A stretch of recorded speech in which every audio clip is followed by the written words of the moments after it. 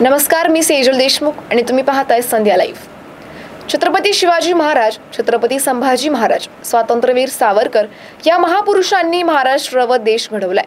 त्यामुळे छत्रपतींच्या जयंतीच्या दिवशी त्यांना श्रद्धांजली वाहणाऱ्यांना महाराजांचा वारसा समजलेला नाहीये हे स्पष्ट होतं। त्यामुळे त्यांना राजकारणात राहण्याचा अधिकार नाही व त्यांनी राजकारण सोडले पाहिजे अशी प्रतिक्रिया उद्योग मंत्री उदय सामंत यांनी आज बुधवारी रात्री येथे व्यक्त केली आहे। संसदेतील विरोधी पक्षनेते राहुल गांधी यांनी ट्विटरद्वारे छत्रपती शिवाजी महाराजांना श्रद्धांजली वाहिल्याचं स्पष्ट झाल्यानंतर त्यावर महायुतीकडून त्यांच्यावर टीका होतीये।